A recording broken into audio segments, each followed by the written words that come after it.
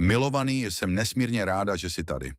Dnes chci s tebou sdílet jemnou pravdu, která tě možná osloví.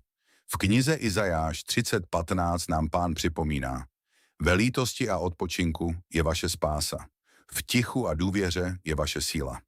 V poslední době tato pravda nepřišla jako hrom, ale jako jemné šeptání. Měkké, pevné, jasné. Nesahej na to. Pokud si cítil, že tě něco brzdí, nejsi si to jenom představoval. Tvé ruce nebyly svázány slabostí, ale moudrostí. Už víš, co říct. Už vidíš řešení. Mohl bys se obhájit, odhalit pravdu, bránit své jméno nebo posunout věci vpřed vlastní silou. Přesto, kdykoliv se přiblížíš k tomuto kroku, něco hluboko v tobě se zastaví. Tvá duše tě jemně stáhne zpět. Ten pocit není strach. Je to vedení. Bůh tě žádá, abys mu důvěřoval s tím, co se zdá nedokončené. Toto není tvůj boj, který bys měl vyhrát slovy nebo silou. A Pán za tebe bude bojovat. Ty se musíš jen sklidnit. Exodus 14:14. To, co dělá za scénou s věcmi, kterých se ti zakázal dotknout, tě naplní úžasem. Buď klidný. Zůstaň jemný. Síla se buduje v tichu. A když přijde ten správný okamžik, šokuje to všechny, kdo si mysleli, že tvé ticho znamená, že jsi skončil. Tvá klidnost nikdy nebyla kapitulací. Nebyl jsi nečinný. Byl jsi pozorný. Poslouchal si, kde jít v světě, který si váží jenom hluku. Zatímco ostatní si tvou pauzu pletli se slabostí, nebe ji poznalo jako poslušnost. Tento svět neustále křičí stejnou zprávu. Pohni se rychleji, řekni něco teď, dokaž se, nedovol, aby ti něco uniklo. Tlak na to, abys vždy reagoval a zůstal viditelný, vyčerpal tolik duší. I ti, kdo na první pohled vypadají úspěšně, šťastně a sebevědomně, často nosí hlubokou únavu uvnitř. Neustálý pohyb má způsob, jak lidi vyprázdnit a ty cítíš, že něco v tom tempu nikdy nemělo uzdravit tebe. Existuje posvátný rozdíl mezi tím být uvězněn a být záměrně udržován v klidu. Být uvězněn tě vysává. Být udržován v klidu tě stabilizuje. Někteří z vás se právě teď nacházejí v této přesné situaci. Napsal si zprávu a pak ji smazal. Připravoval si se na konfrontaci a pak odešel. Zvažoval si, že se pokusíš o kontakt ještě jednou, vysvětlíš se, připomeneš jim, kdo opravdu jsi. A pak něco hlubšího než logika zašeptalo. Pokud nyní jednáš, jen zkomplikuješ to, na čem Bůh už pracuje. Někdy ti toto zadržení dalo důvod k pochybnostem. Přemýšlel si, jestli nejsi pasivní, jestli se vyhýbáš těžkým rozhovorům, jestli tvé ticho neznamená, že jiní se vyhnou odpovědnosti, kterou by měli nést. Ale to, co si nazval váháním, nebe nazvalo rozlišováním. Písmo nám připomíná v Žalmu 37:7. Buď klidný před Hospodinem a čekej na něj trpělivě. Neboj se, když lidé uspějí ve svých cestách. To čekání není slabost. Je to důvěra pod tlakem. Dlouho si věřil, že víra znamená, že Bůh zasáhne, zatímco ty bojuješ po jeho boku. V tomto období se instrukce, které dostáváme, stávají jasnějšími a ostřejšími. Přestaňte kontrolovat. Uvolněte se. Nechte své ruce odpočívat. Přísloví 20:22 říká: neříkej, oplatím tuto křivdu. Čekej na Pána a on jedná. Takové čekání může být nepříjemné, protože jde proti našim instinktům. Všechno ve vás touží zasáhnout, opravit vyprávění, ochránit svůj obraz. Ale zdrženlivost v této situaci není ztráta. Je to sladění s vyšším plánem. Představte si to takto. Umělec, který obnovuje starobylý obraz.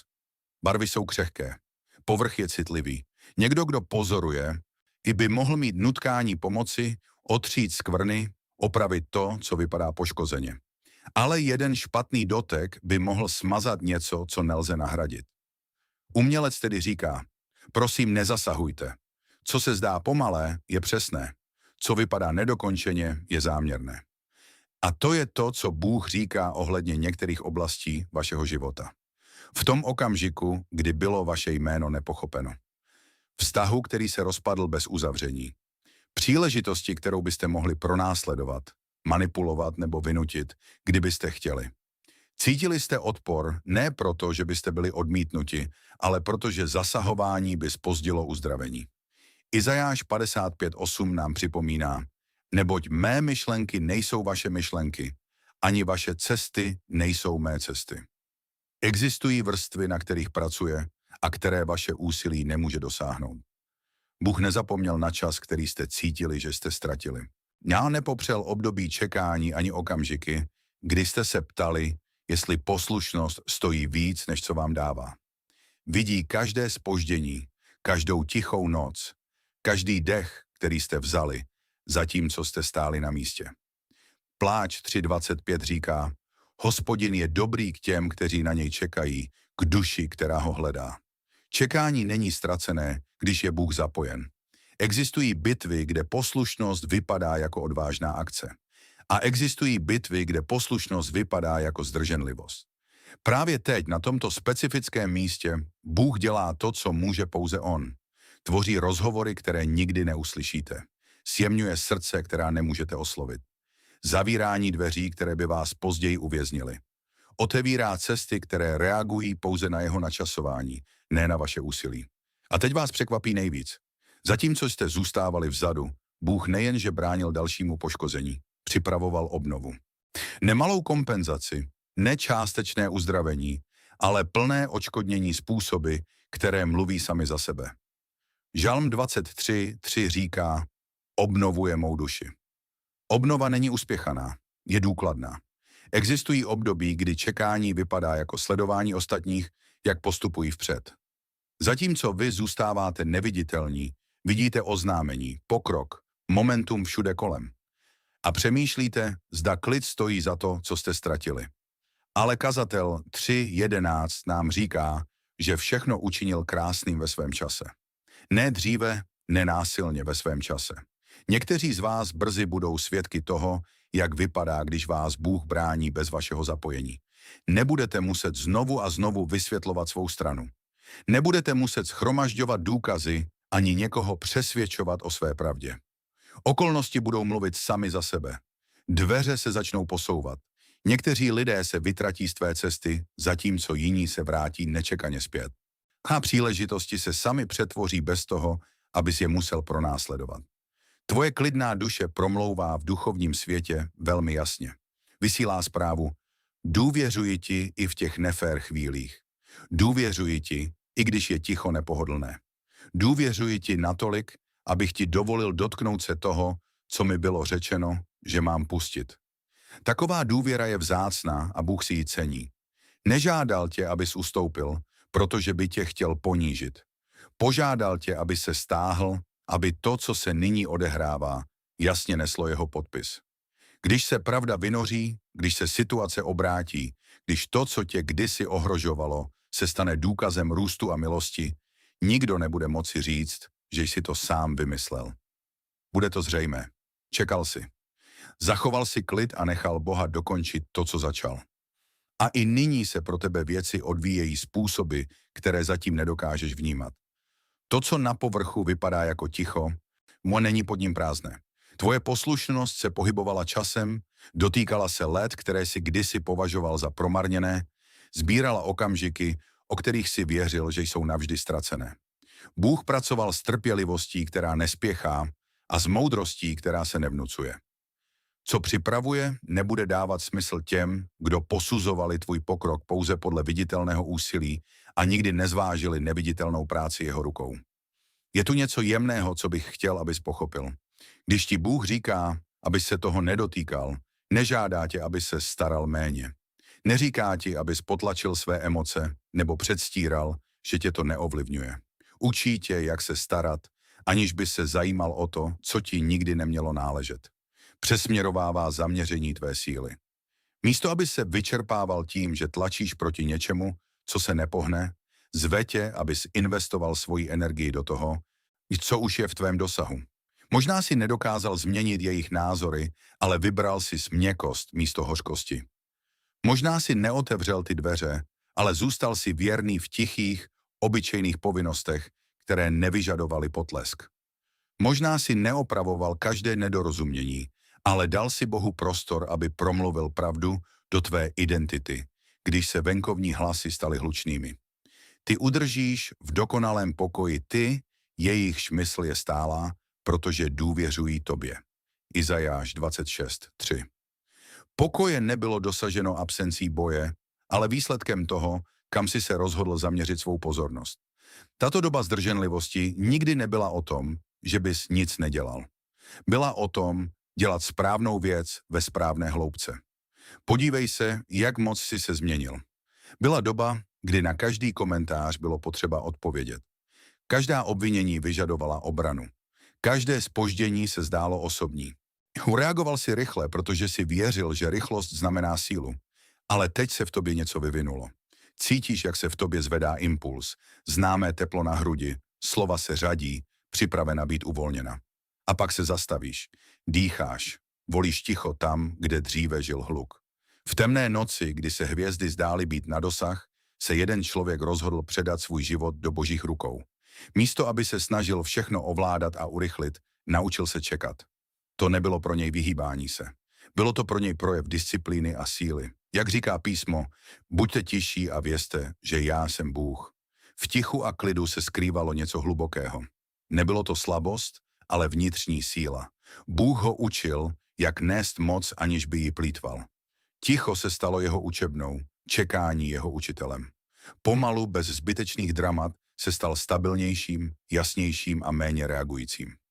Ačkoliv někteří lidé zaměňovali jeho klid za vinu, jednoho dne uvidí, jak okolnosti promlouvají jasněji než slova.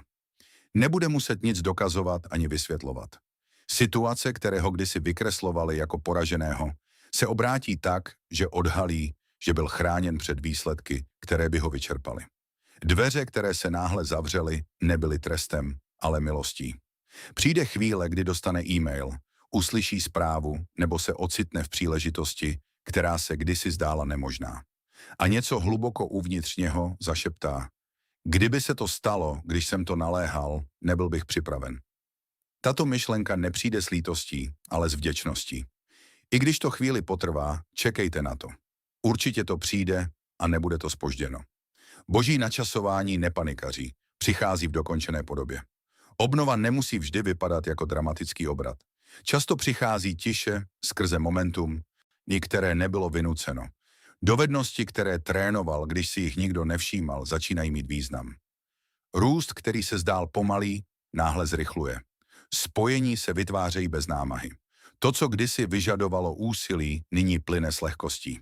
To není štěstí, to je soulad. Obnova se občas projevuje ne jako úspěch, ale jako klid. Uvědomuje si, že už nenese stejný napětí ve svém těle. Jeho spánek se změnil, dýchání je jemnější. Už nepřehrává konverzace tak, jak býval. I to je uzdravení. Když Bůh vrací to, co stres, strach a úzkost se pokusili vzít. Všechno své úzkosti svěřte jemu, neboť se o vás stará. Jak toto období pokračuje, začne si všímat další změny. Naléhavost, která ho kdysi hnala, začne vyblednout. Už nebude cítit stejný tlak spěchat, dohánět nebo dokazovat. Pokračovat vpřed bude s úmyslem místo paniky. Jednat bude z jasnosti, nikoli ze strachu, že něco zmešká. Uvědomí si hluboko ve svém duchu, že může důvěřovat božímu rytmu, protože ví, jak vykoupit to, co považoval za ztracené. Pokud tedy právě teď stojíte v té posvátné pauze, s rukama pryč od toho, co zoufale chcete opravit, srdce bolí nad časem, který se zdá být ztracený, slyšte to jasně. Nejste pozdě. Nejste leniví. Není to trest, ale spíše moment, kdy se ti otvírá nový pohled na to, co se děje kolem tebe. Představ si, že stojíš na křižovatce, kde se setkává tvá vůle s mocí Boží. Jeho ruka na tvém životě byla vždy silnější než tvé snahy ovládat situaci. Při této příležitosti je důležité zůstat stát tam, kde tě postavil, a držet se raději dál od toho, co ti bylo zakázáno dotýkat se. Investuj svou víru do toho, co už máš před sebou, a věř, že to má smysl. Jakmile se věci začnou hýbat jinými směry, než si kdy plánoval, na časových osách, které si nedokázal ani představit, začneš chápat, proč byla tato chvíle klidu tak důležitá. Nebyla prázdná, byla zamýšlená. Vytvořila prostor pro to, aby Bůh mohl vykonat to, co dokáže jen on sám. Děkuji, že jsi zůstal u tohoto poselství a dal mu místo ve svém srdci. Pokud ti tato slova přinesla klid, jasnost nebo útěchu v této fázi čekání, vezmi si chvíli, zhluboka se nadechni a napiš Amen, do komentářů jako projev důvěry. A pokud tě během poslechu napadl někdo, kdo je unavený, čeká nebo se učí být v klidu, zvaž, že mu toto poselství pošleš. Jedno jemné připomenutí může udělat velký rozdíl. Pokud bys chtěl pokračovat v této cestě společně, zvu tě, aby se přihlásil a zůstal v kontaktu. Pojďme jít dál s otevřenýma rukama a klidnými srdci, důvěřujíc, že Bůh pracuje i v tichu.